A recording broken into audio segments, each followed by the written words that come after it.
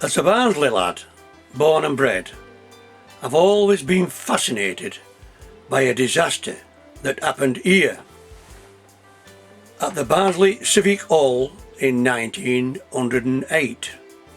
Then it was called the Public Hall. 16 children were killed and 40 injured in an incident on a staircase that led up to the gallery. The date was Saturday, January the 11th, 1908. It was an early picture show matinee. All sorts of conspiracy theories have sprung up about this disaster. In fact, my own mother, my own mum, who were born in 1906, 2 years before the incident, always said it was a false fire alarm, and the doers at the bottom were spragged and the kids were tramped on and suffocated. We've researched the incident thoroughly and can dispel the fire theory. A man named George Greswell wrote a poem about the tragedy, and here is our very good friend Ian Macmillan to read a few lines of it. In the public hall at Barnsley, the children went to view the animated pictures as children love to do. 500 little children, and maybe many more, with hearts brimful of pleasure, they left their father's door. Gave each a penny, the Sunday best they wore, and some were 6, and some were 5, and some were only 4. Arriving at the hall, they found the gallery full. And then those up above the stairs began to push or pull. Go back, a small voice said. They turned back with a rush, and 16 little children were killed amid the crush. As you can see, the public hall's not changed that much. It's now called the Civic Hall. The Civic was originally constructed in 1877 to serve as the Barnsley Mechanics Institute and Public Hall. Currently it's going through a massive multi-pound restoration, and hopefully this is what it will look like. The tragedy occurred during a matinee performance of an early picture show at the Public Hall on Saturday 11th of January 1908. Children from all over Barnsley had come to watch the show, walking to the Public Hall through the falling snow. The company, the world's animated picture company, had a residency at the Public Hall all that week and had organised a children's matinee for the Saturday. Seats were specially priced at 3pence, 2pence and a penny in the gallery. The gallery was on the top, the gods as we used to call it. The hall had a ground floor pit and stalls, a horseshoe-shaped balcony, and above that a gallery. The gallery had a separate entrance up the side of the building, and it was where the children with only a penny all went. 500 or more had squeezed into the gallery space. The hall had space for 1,500 people overall. The gallery held about 500 people. You've got to take yourself back in time to that Saturday, January the 11th, 1908. Some 2,000 children, mostly unaccompanied, making their way to the Public Hall to the matinee. It was bitterly cold and snowing. Down through the terrace streets they came, and most of the kids made for the alley or ginnel as we call it, for the cheap day penny seats up in the gallery. This place always unnerves me, a place where the sun never shines. The staircase was demolished in the 1970s, but you can clearly see the brickwork and imagine where the staircase was. As the gallery filled, the instruction came for the children to go back down the stairs, back to the front of the building. Of course, kids being kids, they don't walk, they run. Now this caused the carnage on the stairs. The kids running down, hitting the kids coming up. We have an eyewitness report from that afternoon. One lady, a Mrs. Elizabeth Beardshall, had taken her 4 children to the hall and had used a stairway up to the gallery. She said she always took her children to the shows, but always paid at the bottom of the steps. On reaching the steps, she heard the man call out for the children to go back down the stairs, and this caused a stampede on the stairs. At the back of the public hall here, there was a warehouse yard belonging to Porter and Sons.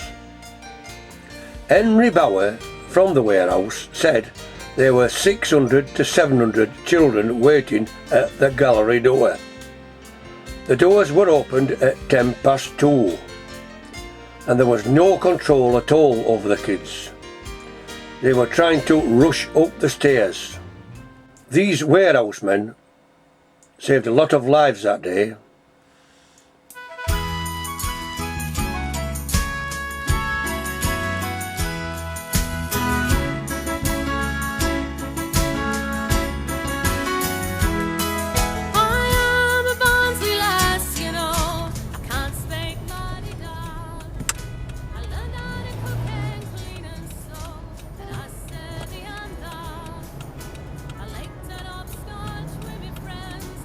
This is Cemetery Road. We're just going down Cemetery Road to find these graves of these kids. Cemetery Road, there's not a lot changed down here actually. 16 children were buried in cemetery. As I say, there's not a lot changed in 100 and odd years. But this is entrance cemetery. On the right coming up.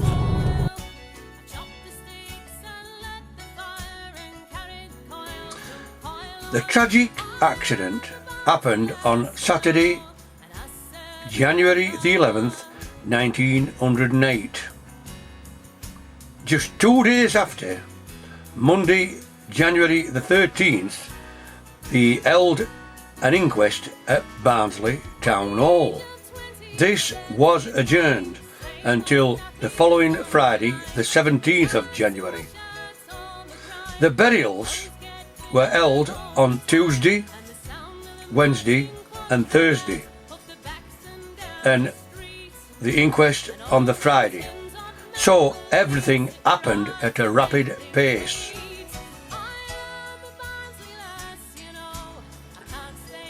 We've made an in-depth study into 5 of the unfortunate children's graves. And the first grave we found was grave number Q966R, Flossie Smith, aged 8. A most interesting and heartbreaking story is behind this little girl's short life. The grave reads, Julia, the beloved wife of Wilfred Smith, who died February the 5th, 1901, aged 26 years. And the inscription is, Thy will be done, of course from the Lord's Prayer. Also it reads, Sidney George, son of the above, who died February 25th, 1901, aged 4 months. Also, Florence May, daughter of the above, who fell asleep January the 11th, 1908, aged 8 years. Then there is a most interesting inscription. It reads, "In the midst of life we are in death." This is a quote commonly used from the English Common Book of Prayer. A lot of tombstones have this, and we found the same quote on the Swathed Main Memorial in St Thomas's Church in Worsbrodale. So, Julia, the mother, dies in 1901 at the age of 26. Her son Sidney dies 3 weeks later, aged 4 months. Florence, or Flossie, who died at the public hall, must have been just 1 year old when she loses her mother. 7 years later, at the age of 8, she dies herself at the public hall. So what, Wayne? I've just noticed on grave, it looks like a foundry, based on a foundry. Yeah. We've got a workbench here. As you can see, there's tools and there's even a vise. He was a blacksmith, I can tell you that. And there's a blacksmith's. Yeah. Whatever they're called. Anvil. He was a blacksmith. I don't know, he might have been one of Pete's. Bloody I don't know, but he spotted that, John Timmis. Ah. He's a blacksmith. So there's some work gone into it, isn't there, Dave? Oh, not many. There's some work in it, isn't there? But it's hot floor, isn't it? It's what a shame. See an old tool, the bracket. The next grave we found was Q1030, John Charles Jackie Herbert. John was 5 years and 11 months old at the time of his death, and incredibly, he lived at 47 Tower Street, just 5 houses up from Flossie's house. Both funerals were held on Tuesday, the 14th of January, just 3 days after the accident. Using our magic map, we've superimposed the 1892 Ordnance Survey map over a modern Google map, and we see Tower Street in 1892. Right, so we're just approaching Tower Street. Tower Street on the left here, Tower Street, I think, and Flossie, up here, Flossie lived at 37, and Charles Herbert lived at 47. So there were 2 funerals here. Flossie was she 8, Flossie? I think she was 8. Yep. Here we are. Flossie. Coming nearer to it. 25, 29, 33, 35, 37. So that little girl Flossie lived there. 37 Tower Street. And up we go a bit more to 47 to Charles Herbert. 47, that white PVC door there. So these 2 bands obviously had to play together or lake together and they died together. Absolutely tragic. We spent hours and hours and hours in this place trying to find these graves, and we've just found another one. Winnie Cousins. Go on, Wayne. Winnie Cousins, the beloved daughter of Robert Phoebe Cousins, who was accidentally killed in the public hall disaster, January 11th, 1908, aged 7 years. Where'd she live, this little lass? And she lived at 6 Sovereign Yard. That's up near the new technical college, I believe. Yeah. Yeah. Well, it's where the library was. Yes. Years ago, there used to be a pub called Sovereign, and yeah. we presume it was at yard behind it. We'll check Google Map for that one. So Winnie Cousins lived at 6 Sovereign Yard, and it was roughly where college is there. There was a pub called the Sovereign, right up corner here. The Sovereign. Winnie Cousins.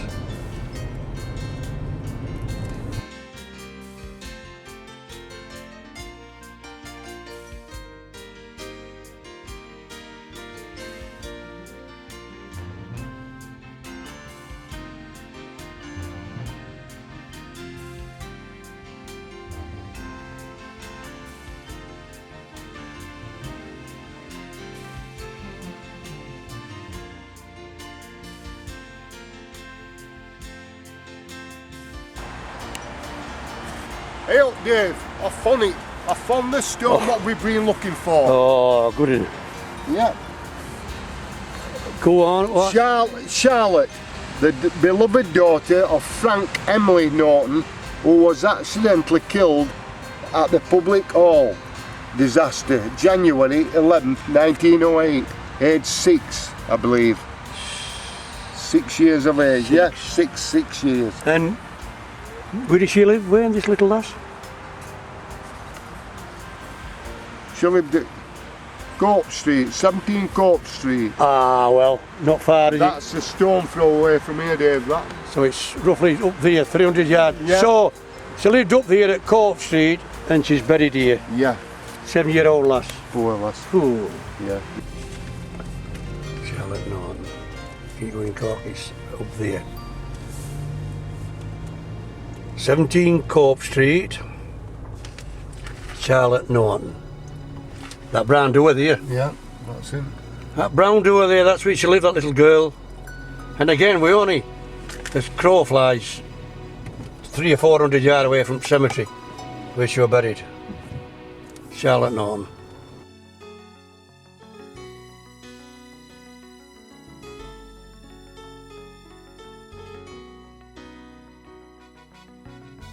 So, this is another one, Wayne, another, yeah. Yes, we found this stone. It's Annie Johnson,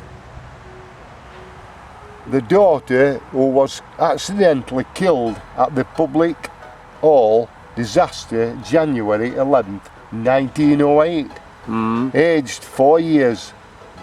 And it's And so many months. been chipped in it. It's been it looks like it's weathered there, Dave. And she was, little lass was 4, and where did she live? She lived at 49 Commercial Street. Ah, well, look where we are. Commercial Street's there, isn't it? Yes. So roughly, what, 100 yard, what, 200 yard? 200 yard, a good 200 yard there. This is Commercial Street. We're just going up Commercial Street, and as you can see, that is the cemetery wall. So this little girl, she just lived at Cockside, as you might say. 49 Commercial Street, and her name was Annie Johnson. This little girl, 4-year-old. This Commercial Street, as you can see, things has not changed a lot, except for cars. 45, let's go steady, Wayne, 45.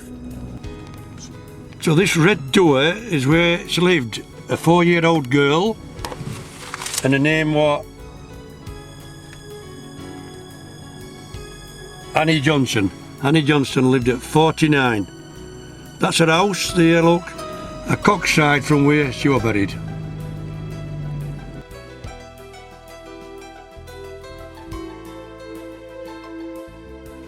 We've found 5 graves now, Dave. After 16. After 16. And it's took hours and hours and hours. And hours and end. Ooh, It's took a long time to find them. tragic. Yeah. Most graves are in this area, Dave. Across from Junction Pub. Where Junction Pub used to Where be. Junction Pub used to be. That's like Donny Road, Yeah. Doncaster Road, But and that's Cemetery Road, Junction, isn't it? Yeah, but the pub's long gone. Yeah. But they're all in this area. Yeah. Well, some 5 on them, 3 on them in this area, and 2 of them were up at that area up there. Where's rest of them then, Dave? Do we know? I don't. Oh, it's like finding a needle in a haystack. Oh. In my opinion, the basic reason for the disaster was the overcrowding in the gallery. The company, the world's animated picture company, had not planned the event properly. It was an accident waiting to happen. Previous companies had 4 or 5 men in attendance on the twisting staircase, which had over 50 steps. The company had only 1 man at the top taking the money. There was nobody at bottom. They gave the excuse that the opening on the pay box was too high for the children to reach. The gallery only held about 500 people, but one witness said that over 800 had gone up the staircase, with some more 500 people waiting outside. Also, the children were unsupervised. When the gallery got full, the man at the top gave the children the instruction, the order, to go back down the staircase and go around to the front door. This caused a stampede which resulted in the fatalities and injury. I have here the minutes of the coroner's inquest. After deliberating for 3/4 of an hour, the jury unanimously returned the following verdict, and I quote in verbatim: "We find these 16 children were suffocated through negligence on the steps leading to the public gallery of the public hall, as a result of a stampede of children down the staircase upon being turned back by Hugh William Rain." So the coroner addressed the jury, quote, "Am I to understand that you do not consider criminal negligence?" The foreman replied, "That is so. Negligence, but not criminal negligence." The jury added the following riders: "We consider that the construction of the staircase is in no way answerable for these deaths. We do find, however, the deaths were due to negligence of the company hiring the hall and not providing sufficient staff to regulate the children on the staircase." The coroner then concluded by saying, "I think it is, as I expected, quite an intelligent and proper verdict." So, the company got away scot-free. The children were dead and buried in just a few days. I wonder if they would have got away with it today with all this media scrutinisation. What do you think? I hereby rest my case. In the public hall at Barnsley, the children went to view the animated pictures as children love to do. 500 little children, and maybe many more, with hearts brimful of pleasure, they left their father's door. Give each a penny, the Sunday best they wore, and some were 6, and some were 5, and some were only 4. Arriving at the hall, they found the gallery full. And then those up above the stairs began to push or pull. Go back, a small voice said. They turned back with a rush, and 16 little children were killed amid the crush.